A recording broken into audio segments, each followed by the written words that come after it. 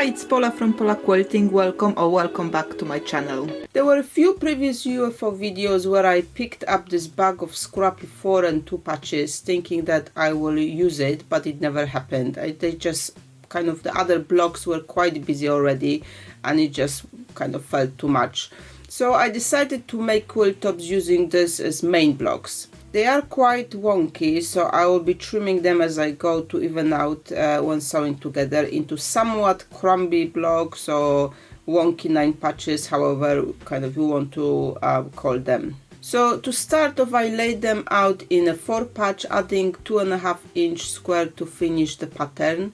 When I took them to ironing after sewing, I kept them linked by threads so I could quickly tidy up one side for sewing them into kind of 9 patches.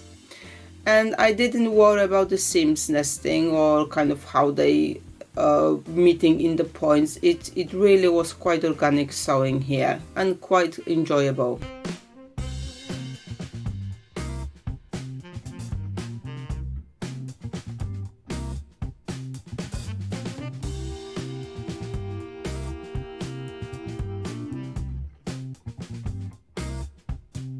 I decided to pair these blocks with Hourglass blocks. I like the effect from this UFO, the very first one. I will be using 6.5 inch squares from my magic number trays briquettes and in solids to make those blocks. I choose solids so the colors and patterns in other blocks can kind of come forward rather than blend in. I will use 2 at a time method to make my blocks. With smaller pieces I kind of would eyeball it, that line in the middle, but with larger ones I would draw line in the middle and then sew a 1/4 inch from both sides.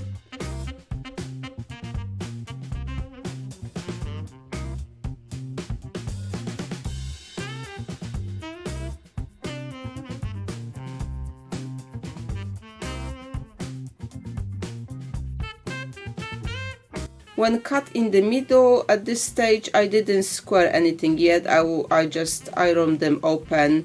I will do the squaring up when I've got the final block. So I have repeated the drawing, a line and stitching on both sides again with another half square triangle.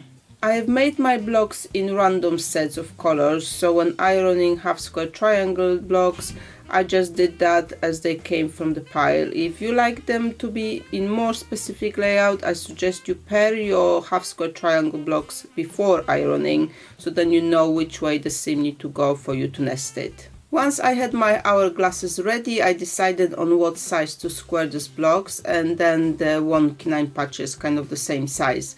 I checked the smallest hourglass block and it was just slightly of 5.5 inch. So I settled on 5 inch to be on the safe side. So before we carry on with the project, let's just round up where you can find me and how you can support my work.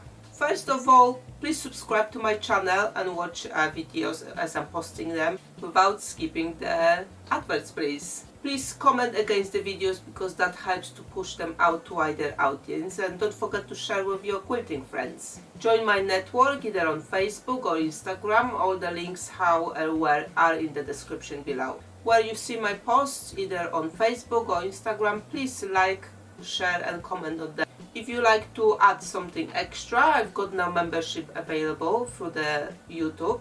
You can also use a super thanks on YouTube or buy me a virtual tea, coffee or lunch using a form on my website.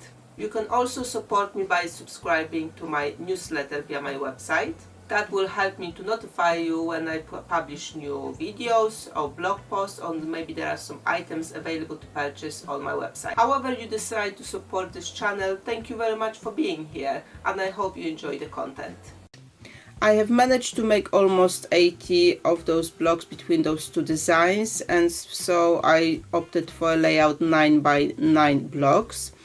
I have added in the center some other blocks from my stash, so I had some wonky windmills from this tutorial which I squared down to 5 inch, and just some half square triangles from a donation box. I think it kind of makes nice center for your eye here.